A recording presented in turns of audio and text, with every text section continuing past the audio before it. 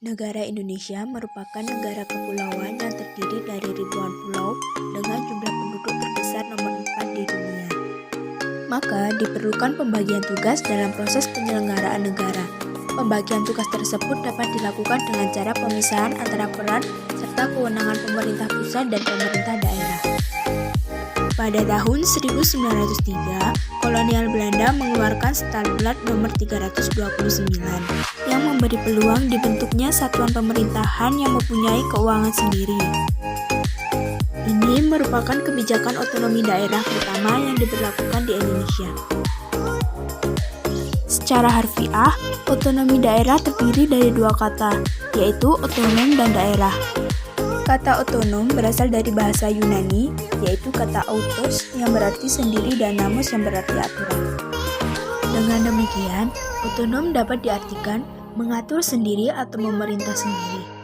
Sementara, kata daerah memiliki arti kesatuan dari masyarakat hukum yang mempunyai batas-batas wilayah.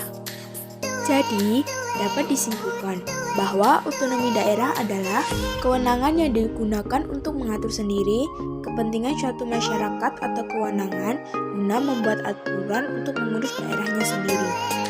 Menurut UU Nomor 23 Tahun 2014 tentang Pemerintahan Daerah menyatakan bahwa otonomi daerah adalah hak, wewenang, dan kewajiban daerah otonom mengatur dan mengurus sendiri urusan pemerintah dan kepentingan masyarakat setempat dalam sistem negara kesatuan Republik Indonesia.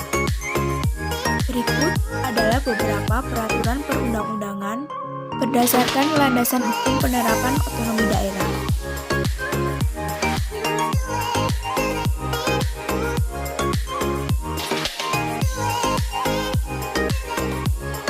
Tujuan otonomi daerah.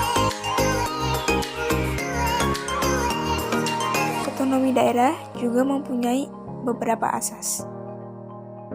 Yang pertama, ada asas desentralisasi. Penyerahan urusan pemerintah oleh pemerintah pusat kepada daerah otonom. Yang kedua, asas dekonsentrasi. Pelimpahan sebagian urusan pemerintahan yang menjadi kewenangan pemerintah.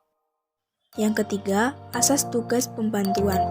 Penugasan dari pemerintah pusat kepada daerah otonom untuk melaksanakan sebagian urusan pemerintahan yang menjadi kewenangan pemerintah pusat atau dari pemerintah daerah provinsi.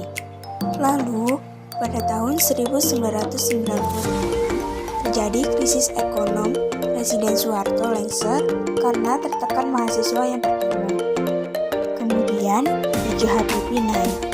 Dia merasa Indonesia bisa merasa lebih baik jika setiap daerah diberi kewenangan yang seluas-luasnya untuk mengurus dan mengelola daerahnya masing-masing sesuai praaksana dan inisiatif. Kemudian, menurut UU Nomor 1 Tahun 1957, daerah otonom diganti dengan istilah daerah swatantra.